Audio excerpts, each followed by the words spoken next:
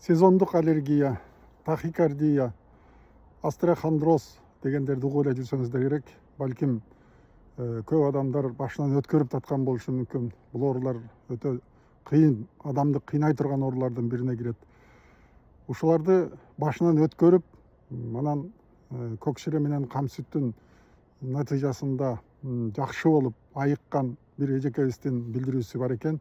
Ошону уксаңыздар, анан ошондон кийин сиздер менен ушул туурасында талкуулайлы. Остеохондроз менде желкемен ылдый курушуп пресс болуп кармап калат эле да.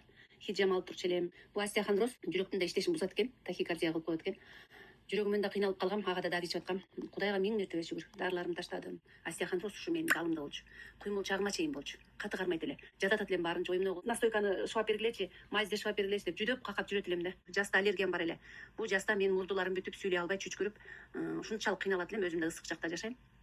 Чөптүн шытыраган үнүн уксам кулагым кытышып, тамагым кытышып баштайт эле. Кудайга миң мертебе шүгүр. Азыр аллергия болбой эле унун эле ээлеп атам, чаңда деле жүрүм, чөптү деле ооруп атам. Кудайга миң мертебе шүгүр. Жүрөгүмө дары ичип аткан дарыларымды дагы ичпей калдым.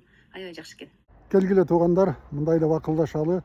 Ушул оорулар менен жапа чегип аткандар ушул видеонун комментариясына жазып кетсеңиздер. Эгер көпчүлүк боло турган болчу болсо, мен сөзсүз ушул оорулар туурасында канча адам дарыланып, ушул көк шире кам сүт менен кандай результаттарды алып аткандыгы туурасында видео тартып, ошол YouTube'дагы менин пайдалуу канал деген каналыма коем.